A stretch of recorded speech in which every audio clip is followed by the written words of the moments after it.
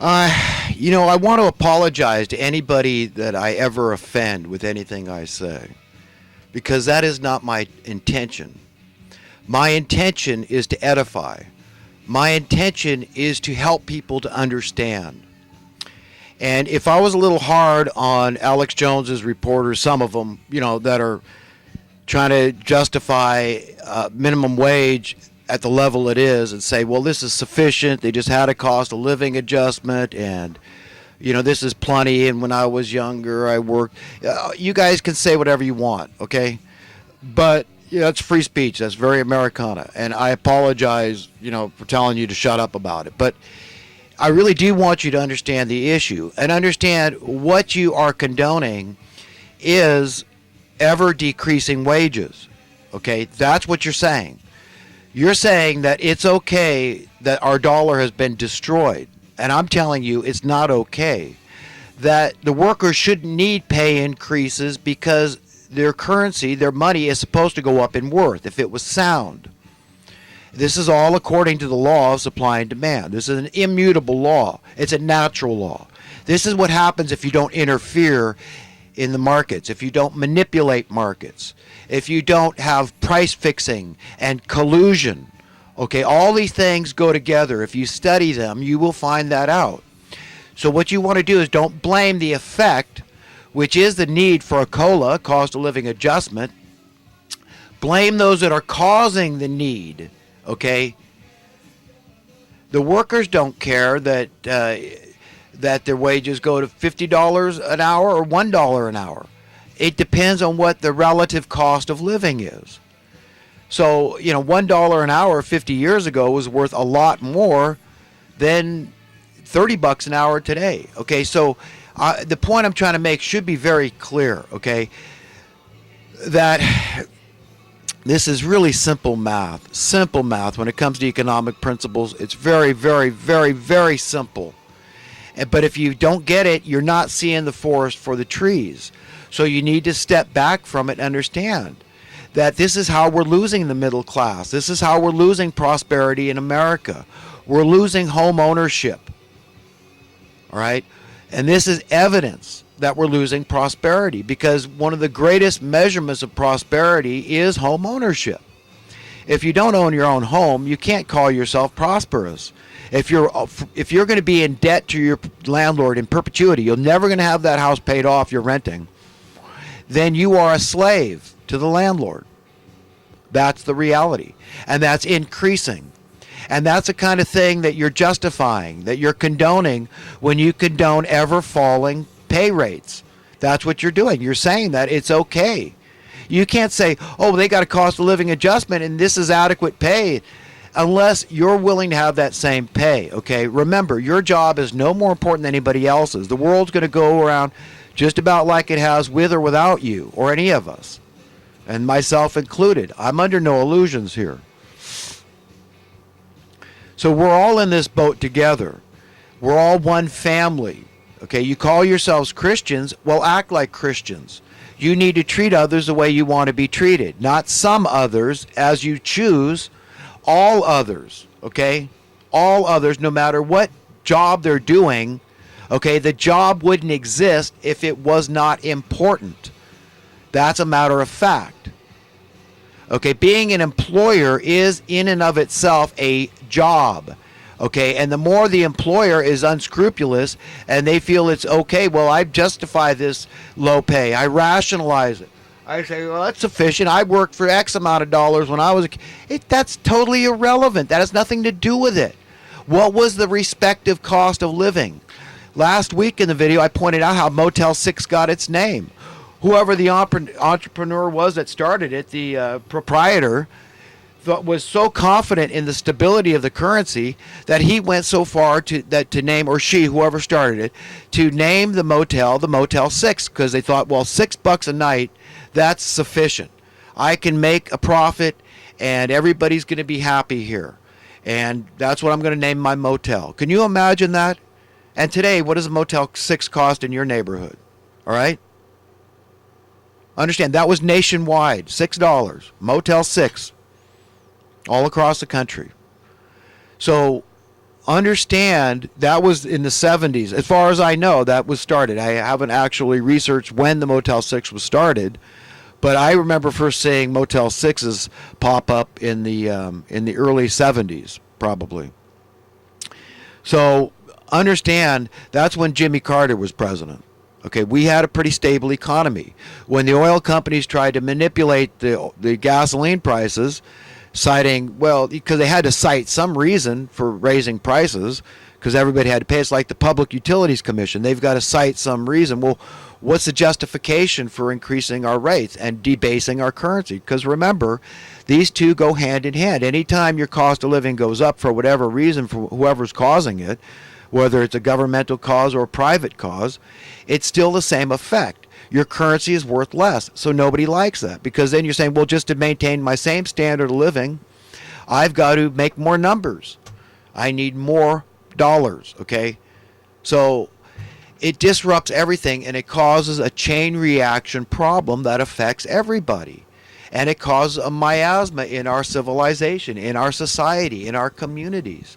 It causes financial desperation. It causes malaise. It causes people to get disheartened. Okay, those that aren't as smart, aren't as strong, aren't as competent as you are, okay, those are the ones that God wants you to have a heart for. The weak, the least of men, okay? Those are the ones, without them having to admit it, and then fall into a trap where they become prideful and like animals, like you see so many of the homeless turn into, where they hate you. They go away. You want to give me crumbs? Yeah, screw you. I don't care. I just want to die anyhow. You know, I hate this world. See, they're actually, their hearts are very close to God when they're in that state. They hate their lives in this world, and Jesus said, you must hate your life in this world to have everlasting life. He's talking about any kind of life that counts. You've got to get it. You've got to understand that when you feel grateful, if you're feeling grateful because of your portfolio, for example, it'd be like Jesus when he said, make sure the light within you is not actually darkness, that you're not self-deceived. Do you understand? That you believe this is what's bringing you joy, is your financial security. Do you understand? That's when you're off track. You're on the highway to hell. Okay, you're careening to destruction, though you may be completely unwitting, unaware of this fact, unconscious, subconscious, whatever it may be. The problem is you're delusional, and you're not seeing true reality and superimposing it against this fake reality, you know, and making the distinction there and saying, wow, this is crazy, man. I'm going to go for the true reality, man. I'm willing that, you know, goodness prevail upon the earth, that good is in charge. And then consider, use your imagination, how different it's going to be when good is in charge of this world. Money isn't going to exist in any form. It's a concept. It's about concentrating wealth and being able to sit on it and store it up, which is an evil concept. It's like, you know, God, although, you know, you can have full faith that he's going to make the trees bear fruit next year and the fields are going to ripen into grain that you can eat. You know, yeah, I believe that. Sure, it's going to happen. It's practically science, right? You know, but really it's the hand of God that's happening, that's these things are happening. It's a miracle. It's a mystery to us. But no, you want to say, no, I'm going to store it up. I'm going to store so many nuts that they're just going to rot. Because you say, well, it's power. That was my trade. That I could trade that. That was money to me. It was a fungible asset. But now they're rotten. Do you understand how this thing works? And that's what's going to happen. That's why it's written that so many people are going to be caught off guard in the day of the Lord, the great and terrible day of the Lord, because they're unprepared. They really don't know, you know, they don't know God. And he's gonna come like a thief in the night, like it's written, and they're going to be unprepared. They haven't stored their treasures in heaven. They're not really very clear within their own heart and mind, spirit and soul about true values. They forget to understand just how tenuous their very physical existence is in this world, and how really what they want in their right mind is they want to transcend this world. That really, you think you're prosperous, and you think that's why, you know, you can enjoy your life, you can enjoy your prosperity, but it's not true. Every time I think about the little degree of prosperity that I have, I think, God, I've got so much more than that guy out there in the cold. okay, that might die out there. I am no more deserving of having a roof over my head. None. None. I don't want to be. And so this is where this mass PTSD comes in, this post-traumatic stress syndrome. This is what is survivor's guilt. And that's what I have. And that's what you have. And you need to become cognizant of that fact. This is what's keeping you from enjoying your prosperity. Whenever you feel grateful, immediately it's snatched from you. And that's God snatching it from you. And it's through conscience and reminding us through guilt. This is how He is disciplining His children. And we're all His children because He wants all of us to be saved. He wants all of us to be His friend and to receive salvation. All of us. All of us. That's what we need to believe and go out into the world and preach to others this good news that nobody is beyond salvation. If my sins are forgivable, your sins are forgivable. His sins are forgivable. Hers are forgivable. It's not for us to condemn people, to judge people, except to say, look, you might be off track in your thinking here, and here's what you need to see. Stop blaming the cause. Stop blaming the effect of what the cause is. The cause is evil. It's satanic. It is the money masters causing our problems. They're causing the division. This is the root problem. And until we get to the root, we're never going to extricate ourselves from this mess. And I see a big mess. I see a big mess in this country. I see this kind of division like I haven't seen for a long time. This kind of hatred, this animosity people feel for Donald Trump, and they don't even know the man. They need to meet people of all stripes and colors and all income classes that like the man as a person. They say, yeah, I know he's vastly wealthy. I know what Jesus said, that it's harder for a rich man to go to heaven than for a camel to fit through the eye of a needle, metaphorically speaking, of course. But the things that are impossible for men, like we just can't understand. How could Donald Trump, so many of these people that can't stand Donald Trump just because he's vastly wealthy, they're forgetting what Jesus said. They're forgetting that, look, although you condemn him and hate him for this, I don't. And that if he turns to me, I can save him. But God's talking directly to all of us individually. Here's what you need to do, Donald Trump. And that's what seems to be going on. And he seems to want prosperity. He wants America to set a shining light example for the rest of the world. So if America can solve our problems, we can solve the rest of the world's problems. And the problem, again, is poverty. This is oppression. The two are one and the same. This is how they get away with all these shenanigans. This is how they get away with running roughshod over humanity.